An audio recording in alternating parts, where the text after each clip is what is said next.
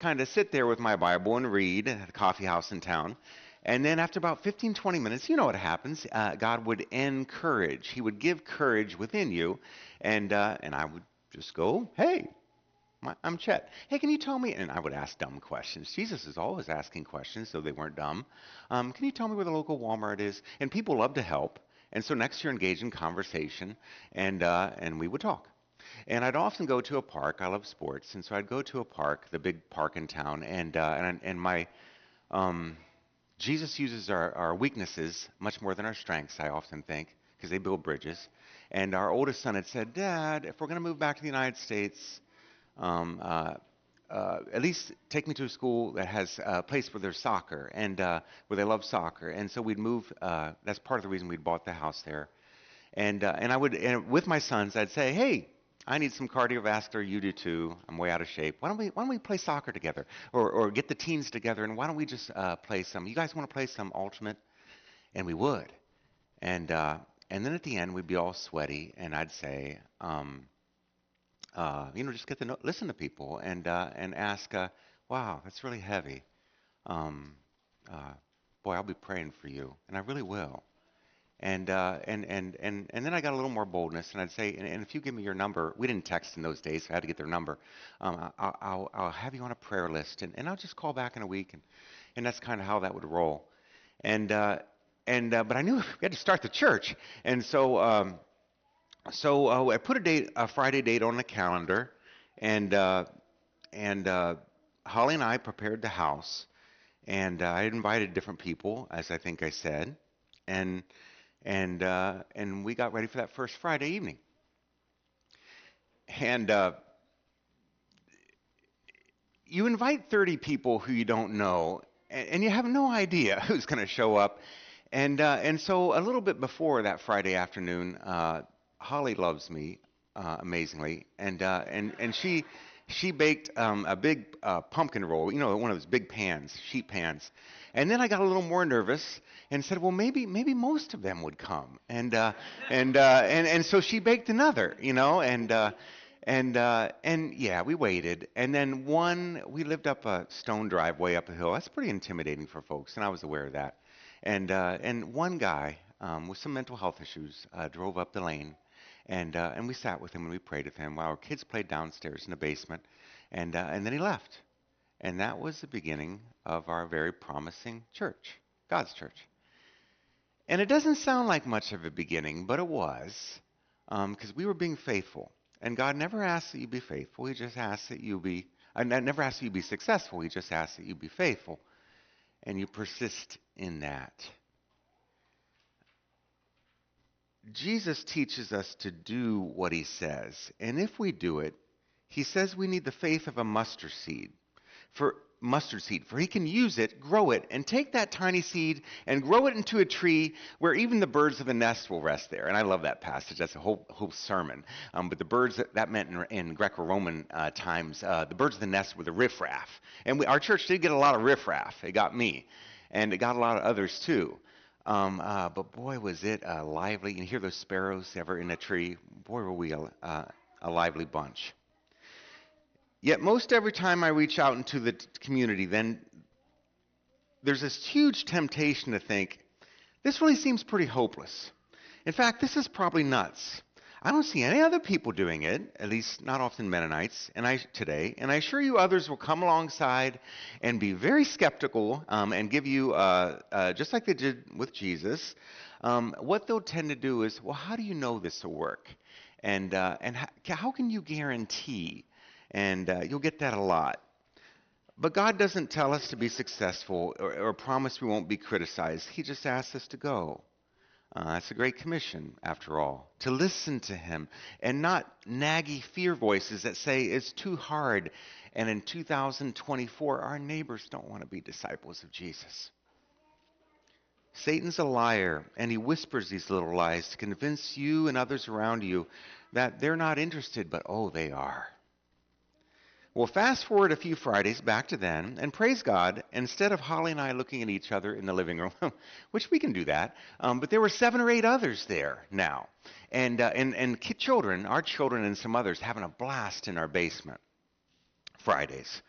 And while I was upstairs helping us dream with God, asking, what is this remarkable opportunity, this life-giving, life-changing kingdom community movement, really?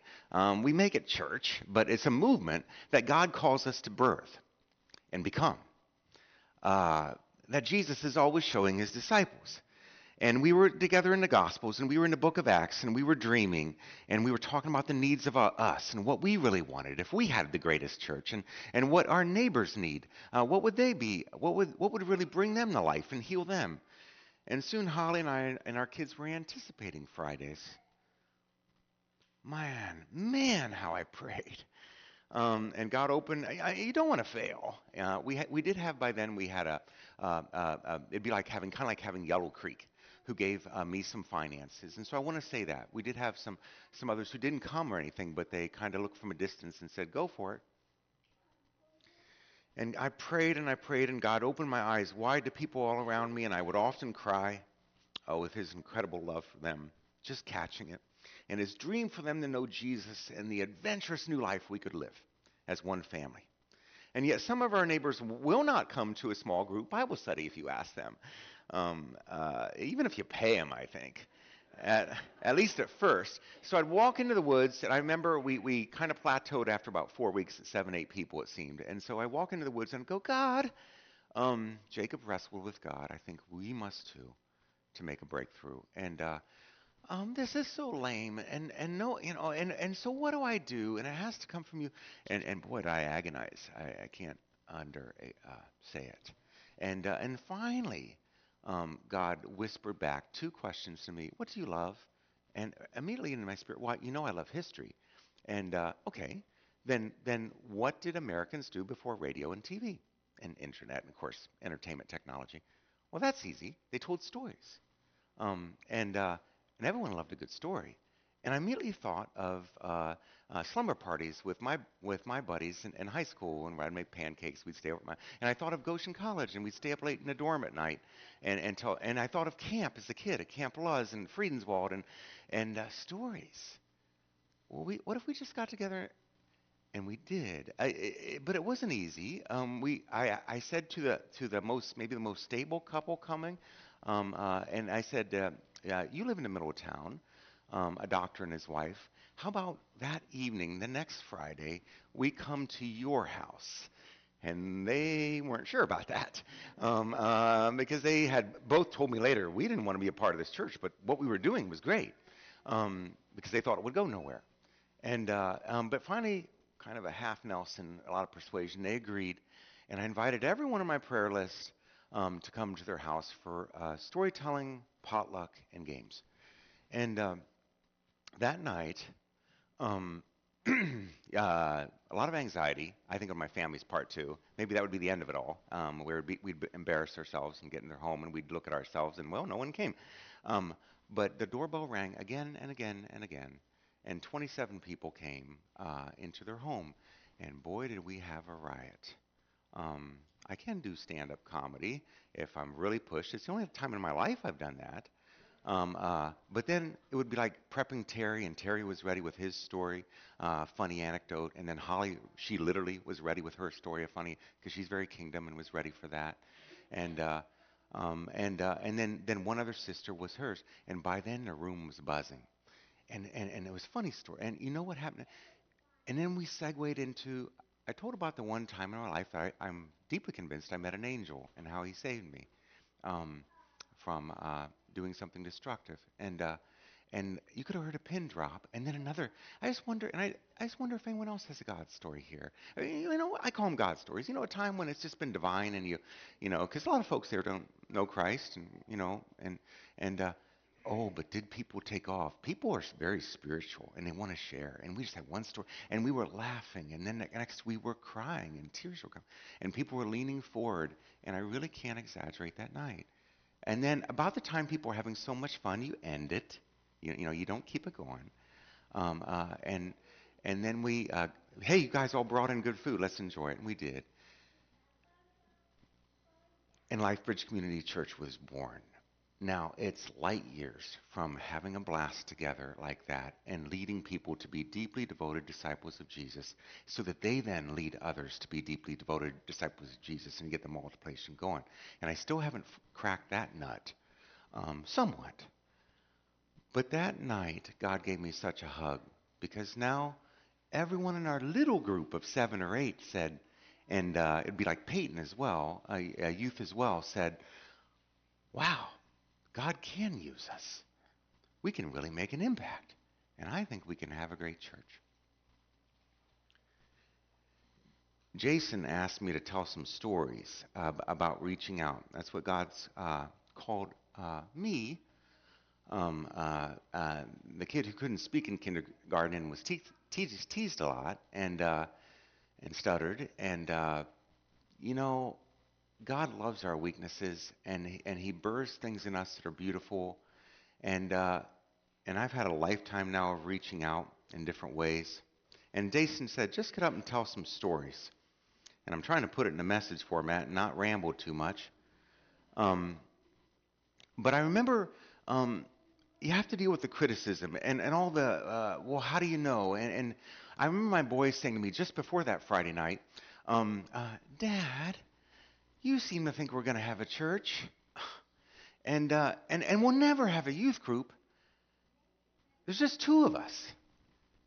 And it was only weeks later that it was, and this I've lived many times, where it was 4, and then it was 5, and I remember very well the 6. I was picking up Sam from cross country, and my middle son, I have permission to share, was agnostic at the time and really had issues with God. And I just say this to show that any of us, he uses anyone. And I said, Sam, you get out of the car and go invite that boy. He looks so lonely, so depressed, and you know he's hurting. Come on, just get out of the car and go invite him. And he's like, Dad, but he did. He went into the locker room, he invited him, and he became number 6, and he ended up bringing others. And I could even, if I kept you here a while, tell you about, I think, 7, 8, 9, and 10 in our youth group. And that happened within just several months. I think it was the 10th one, Nick, who later told us when he was being baptized about a year later that he had not only had written a suicide plan in his bedroom. I love this guy. He's become a very fine young man. But he had all the tools in his bedroom to carry it out. And it was only me coming by and saying, come on, get in the truck. We're going to play soccer. That always made him postpone it 1 week. It's good. It's good to do the Great Commission. Hard. It's crazy, but it's good.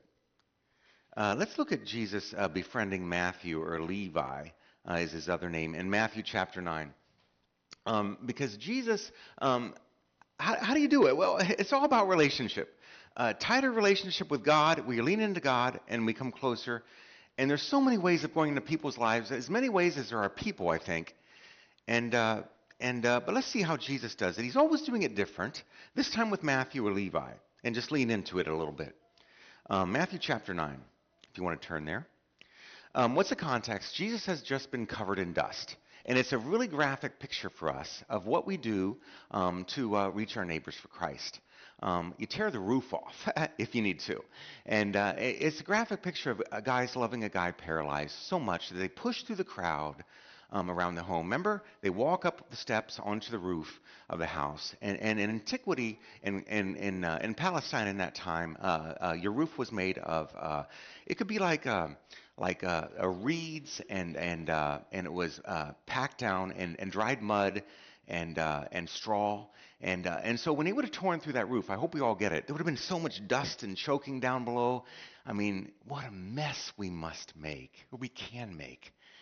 Christ asks us to heal someone and to bring them into the new. And so we just had that context. Of course, the church was critical. They always are. And I'm part of the church. And Jesus really has it out with the Pharisees there again. He really puts it in their nose because he tells the man specifically, get up, take up your mat, and walk. Ouch. They would always teach that is clearly work. That was their example of work on a Sabbath. That's what we do not do. And so Jesus purposely does that, kind of rubbing their nose in it to say, God, people matter to God, and God will do anything. I want us to do anything. Lost people matter. And then in that context, he goes out and he meets Levi, Matthew. And let's look at that and see what happens. Verse 9. As Jesus went on from there, he saw a man named Matthew sitting at the tax collector's booth. Follow me, he told him, 2 words. And Matthew got up and followed him. Huh.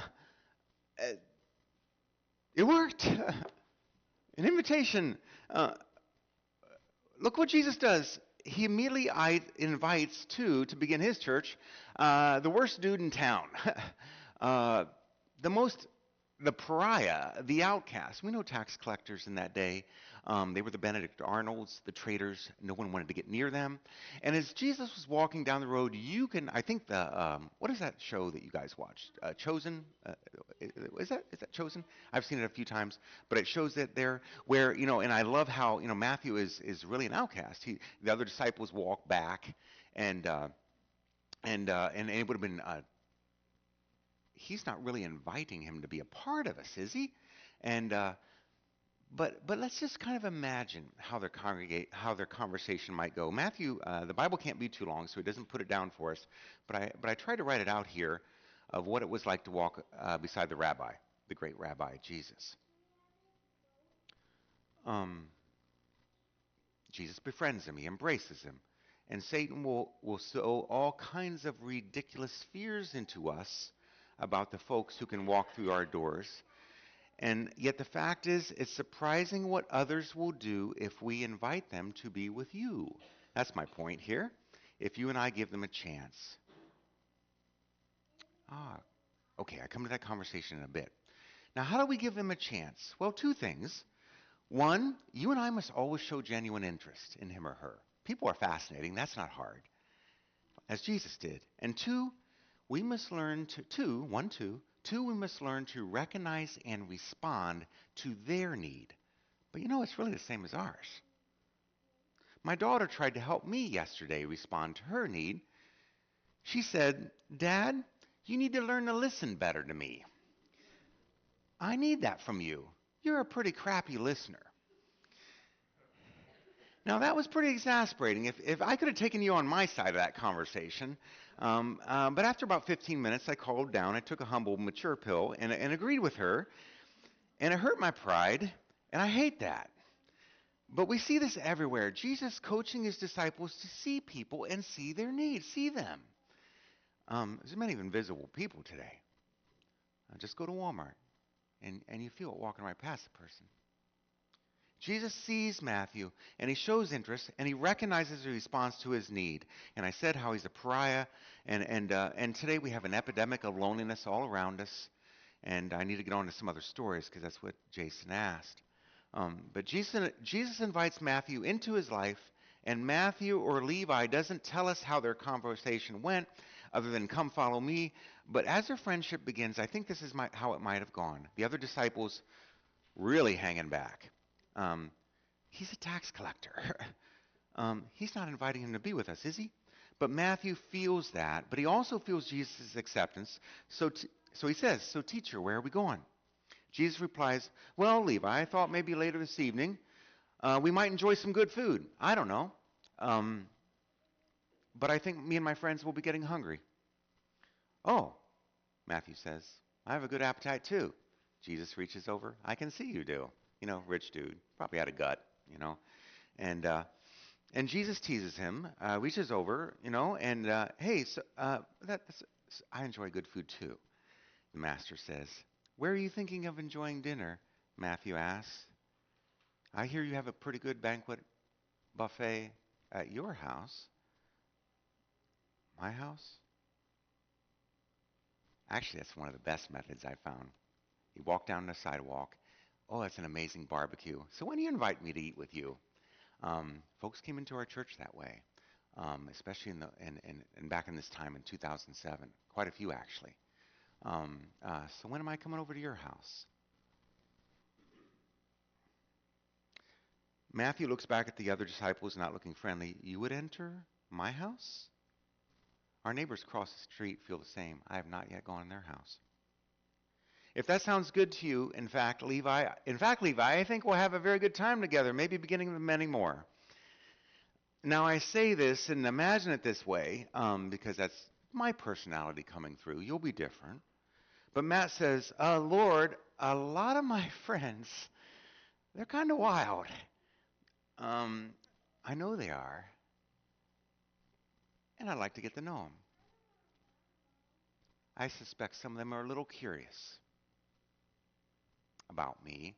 I could make it sound more churchy and say spiritually, relationally. Oh, they are.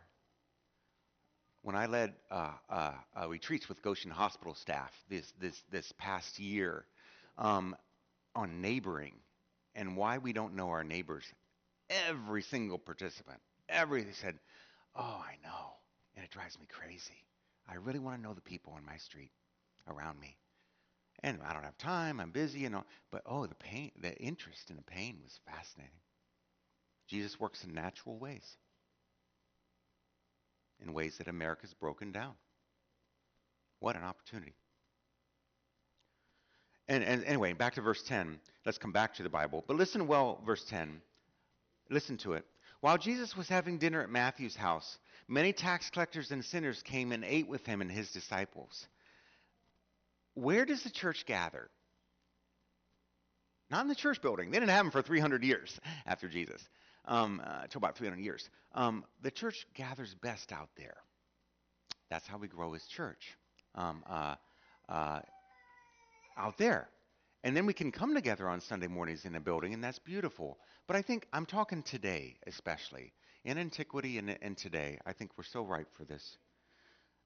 Some years back, a wise older pastor was quizzing me on our growth at LifeBridge at that particular church. And in conversation, he said, Chet, so you think your biggest mistake was buying a building? Because I had been whining and groaning about that and how that stopped our growth in a lot of ways.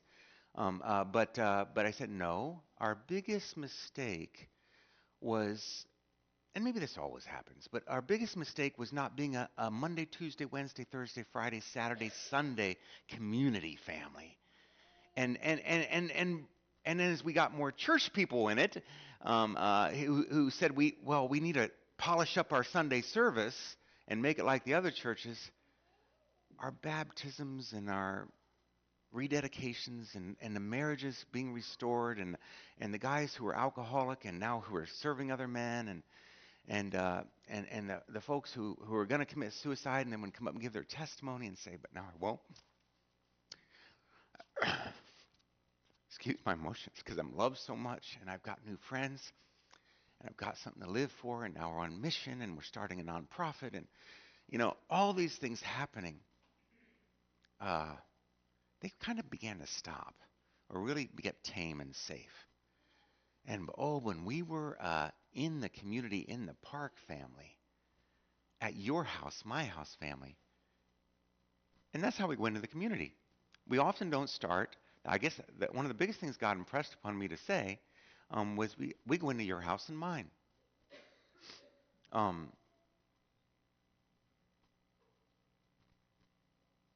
And that's really about how simple it is and hard. I better go to my notes or this will take too long. I'm thinking of all kinds of stories. Isn't Jesus fun? He has his church out there. Yeah, lip-smacking barbecue with Matt and his friends, and they're all just being themselves. It drives the religious leaders furious.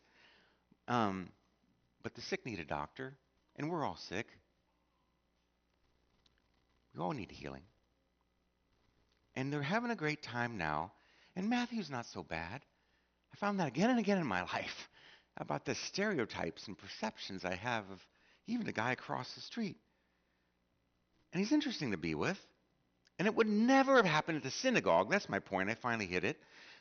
Here, no, that's why the center of our mission, and you guys very wisely put it in your mission statement, the center of your mission statement that we're supposed to have memorized, and I don't, is that our leaders decided for us, Sid and others, and Jason and Pastor Jason, is that we're to take the church out into the community. Look at it, right in the heart. That's the heartbeat. And that we build bridges there. So they will be made new, and you and I will be made new too, coming alive so wonderfully into the new life God has for us now. And for them too. Our hearts must break for them. Because few of our coworkers and friends and neighbors will come to Olive Mennonite building if we invite them here. And we know that. Some will, but few will. At first. We must first connect out there. Oh, but people are eager for connection. And I already said about the Goshen Hospital. Different times Holly and I have invited, since moving to Goshen, the folks around us. And the last time I didn't do a thing, she did it. And she went over and invited those neighbors across the street who moved in. I better be careful here because you could figure out who it is. It's a house with so much flow, and I don't think many of us would be too drawn to the folks. But when they came in our doors, at 5 minutes, I think about 8 minutes, and at 15 minutes, the guy said this to the whole gang gathered, all our neighbors gathered in our house. I've never been invited to anything like this before. Then he said it a second time. And then he said it a third time. And then at 20 minutes, he was a bit of a talker. He looked at me and said, Chet, didn't you have back surgery? I saw that ladder up. I saw you up on at your roof cleaning your spout. What's wrong with you? I could do that. And he said about his background in roofing, and he was offering to do all kinds of things in our street for the neighbors. And this is the very, very tattooed dude who most of us might be a little concerned about our children. Yeah, you with me? And this was the guy who came so alive, and the rest of our neighbors saying too, they're all right. Huh. The people we talk about all the time are actually all right, you know? And we're the dummies who never really followed up on that too much.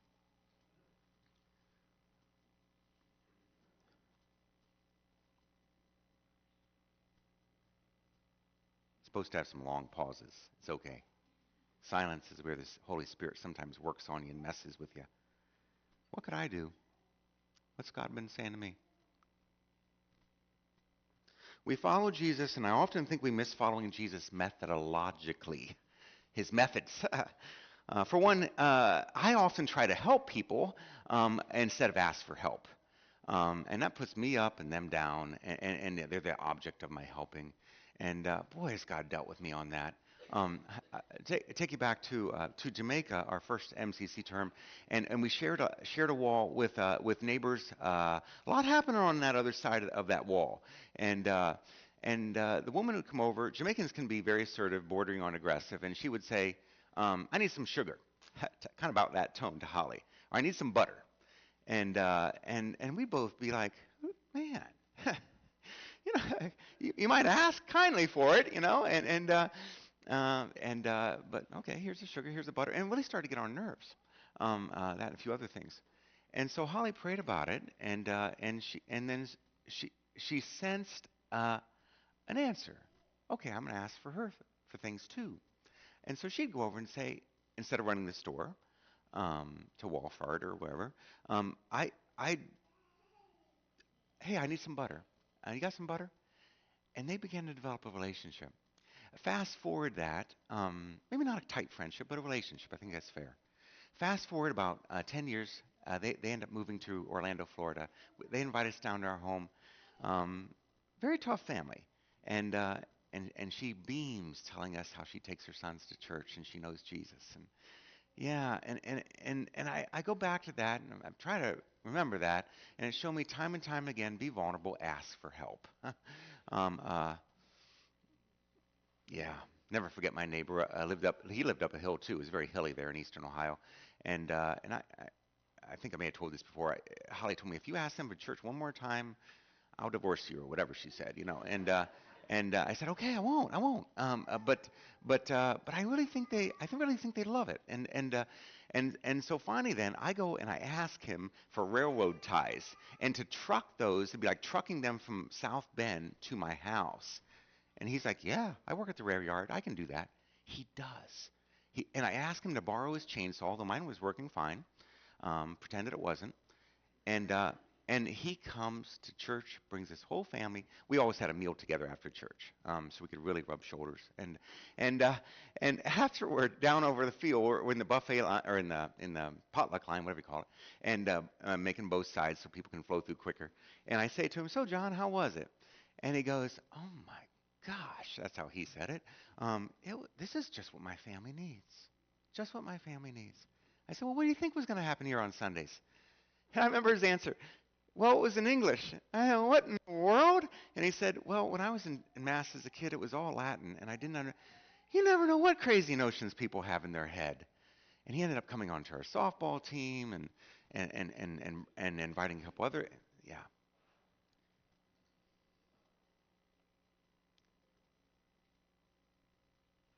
But you take walks, talk to the people you're walking by, and take that next step.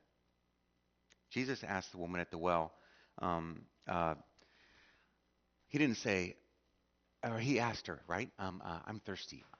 Woman, woman, give me something to drink. Jesus? Yeah, yeah. And there ensued the conversation. Um, she was glad to help, and he was glad to help. And a whole town was not the same. The Word became flesh, John 1:14. That was the second scripture. The Word became flesh and made his dwelling among us. Eugene Peterson, I love the Living Bible paraphrase. The Word became flesh and blood and moved into the neighborhood. Some of you probably have that memorized. That's our marching orders. Moving into other people's lives so they can make your life a whole lot better and messier and crazier. I, through the years, I lay in my bed. So how many times have I laid in my bed and just chuckled, just laughed? People are nuts, and and just amazing. Um, and maybe this is where to wrap it up. How are we doing on time? 9:30, 10:30. Okay. Um, here's a bad story and then a good story to end. Uh, Bad story. We had a guy selling drugs. We were in the town square. It'd be like being in Goshen. We had a guy selling drugs on Sundays, even while we were in church. He ended up coming into the church office. I was in there and talking to me and befriending me. And real mess of a guy, boxer, big dude. And we ended up becoming friends, knocking heads a lot. I challenged him. He challenged me. And he ended up. It's interesting the people we meet. We won't bring anybody, but the people we meet and work so hard to reach will bring five. And he does. He starts bringing other men. And I'm not going to talk about him anymore. But I'll talk about the man he brings. Very gentle man, an addict. I didn't know it at first. Had a cocaine habit of $3,000 a weekend when he'd miss church sometimes. Yeah. Quiet, high anxiety, smoke out, be like smoking out the front doors because he'd have to leave the service. But he'd come back in and sit in the back. And very gentle man, read everything. Smart. Oh, is he smart? And I'd say to him, I read the Bhagavad Gita too, because I'm a little weird, and it's Hindu poetry. And oh, I read the Book of Mormon too. And he was reading all these things. But I knew it was too early to challenge him on, now you read what I want to read. But finally I took him to KFC and said, okay, I did what you wanted. Now you read the Gospel of John with me. Because Jesus is going to blow your mind. You know you're dancing around the Bible and you won't touch it. And God's calling you. And he's like, okay. And we did. Very quickly then he receives Jesus. And he's baptized. Now, he leaves us. And that was very hard for him because we'd become a family to him. This could be a very long story. It's really cool stuff here. And he became a family to me in a lot of ways, a real brother. He was I think the seventh Dave in our church. We collected Daves. And Dave then told me one day, he said, I got to leave, Chet. And he said it tearfully. He said, I need to move to Florida to take care of my mom and dad. And I said, why? He said, because I'm a follower of Jesus. And that's what Jesus would do. I've lied to my parents. I've stolen from my parents. How many zillion times I've ruined my parents' lives in a lot of ways over the years as an addict, and I must take care of them. They're starting to fail, and I will love them until they die. And so he moves away. But before he did that, Um, uh, in the we put it'd be like putting a coffee house there into the foyer because maybe the community doesn't have enough meeting places. People don't need another bar, but they do need a place to gather. And so we'd put a coffee house in there, and the Lord was really impressing on me to start a life recovery group because at that time the opioid crisis was incredible around us, and people were literally dying, and I was tired of going to funerals, and uh, and lately it's been fentanyl, and so. I I didn't have a clue how to start a addiction recovery group, Jason. Not the foggiest idea, though I'd walked with a lot of guys with addiction. But I put out the date. It's going to happen. Don't know how. And here goes. Well, little did I know that this man had gone to a women's crisis shelter. These wonderful women, around 12 women in a house, secular directors there. But this guy had said it again and again.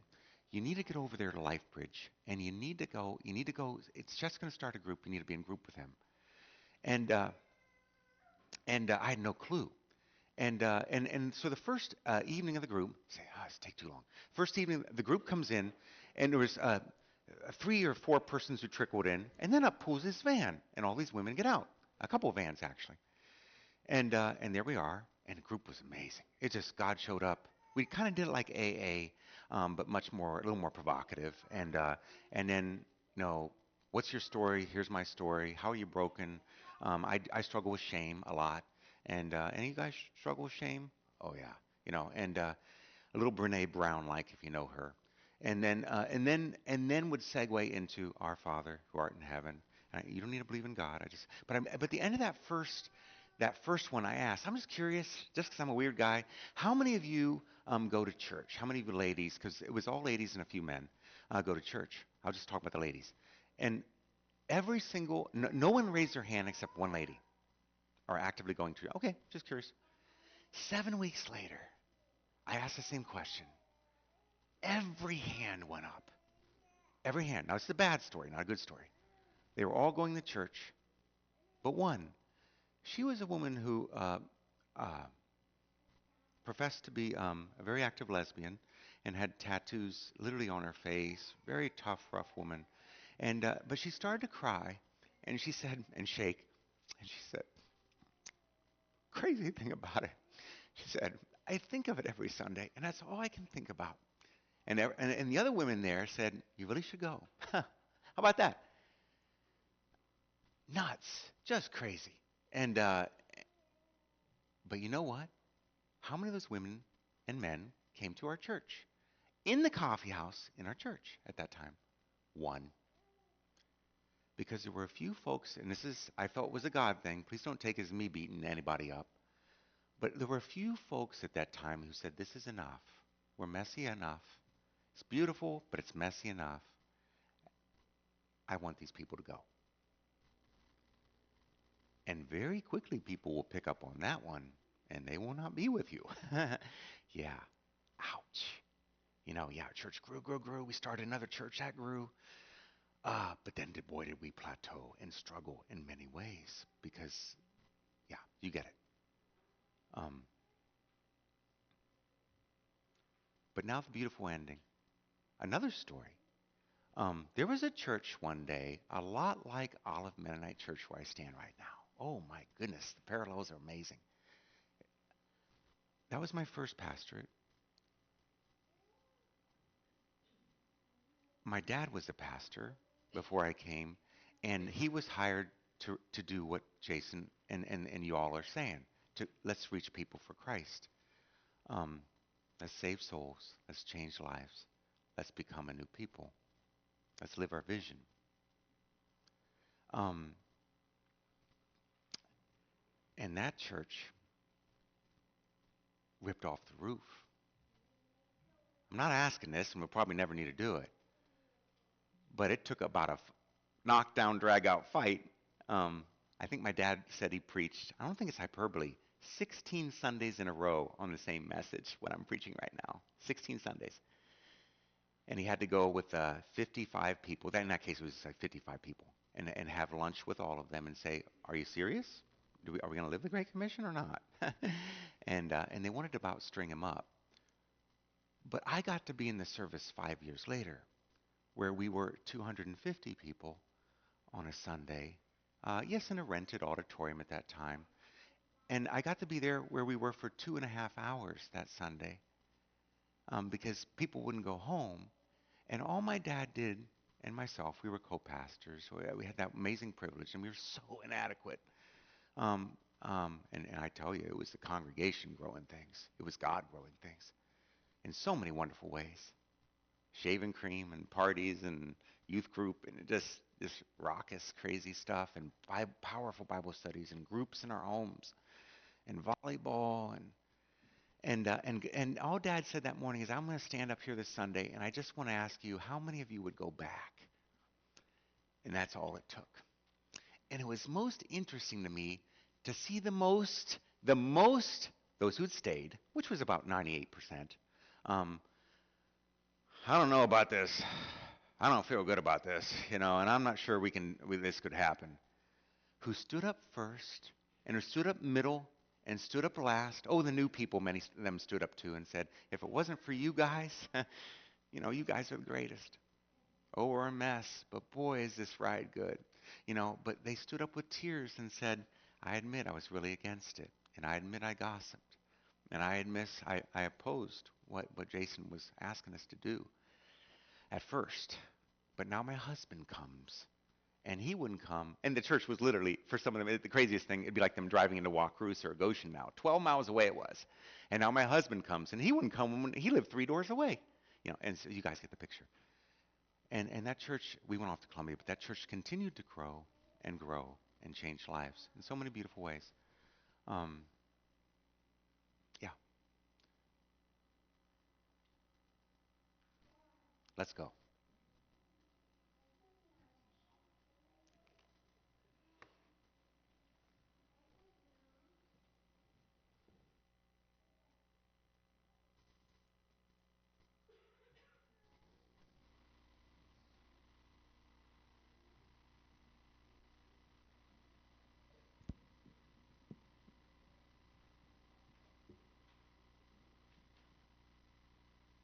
Please stand and join us all the way my Savior leads me. Chet was just talking these stories about how God was leading. So let's praise God for all that.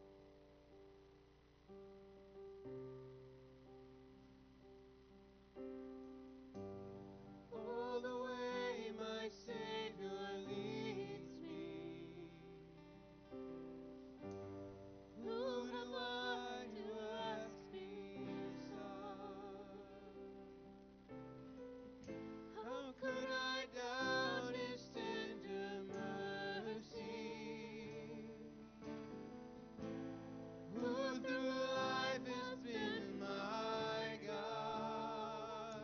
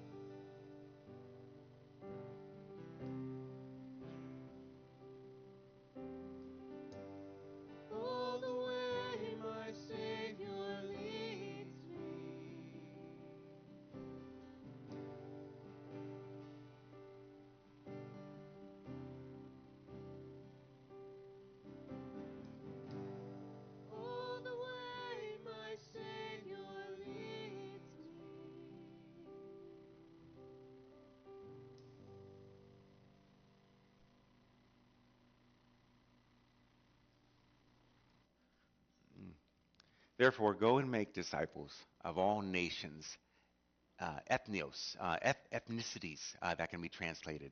And hasn't that happened in Elkhart County? Oh my goodness, people from all over the world are working with us and around us and right next door and all that. What a beautiful opportunity. Go and make disciples, baptizing them in the name of the Father, Son, and Holy Spirit. Oh, that's you. Have you ever baptized someone? Jesus has his disciples baptize. Wouldn't it be so cool to stand beside Jason, and that's the person, and maybe you've done this, that you've just journeyed alongside, and that's helped you so much in your life. Because when you help another, they always help you 3 times as much, it seems, and work out the mess in you. God does it that way. If you were up here, or you're at the a swimming pool, or at the pond, or wherever, however, I don't even know how we baptize it out. Um, but wouldn't that be so cool to impact all eternity? And so when you get to heaven, there's high fives and someone grabbing you. And I know it's true for Terry. And just that's because of you. And of course we'll know it's all because of Jesus. But because of you, Steve, here I am. And we walk this new earth for all eternity. When heaven comes down, that everywhere we turn, even if we give a cup of cold water, but wouldn't it be cool to go all the way? Yeah, that's our God. And he's made you perfectly and masterfully to do it. Um, Amen.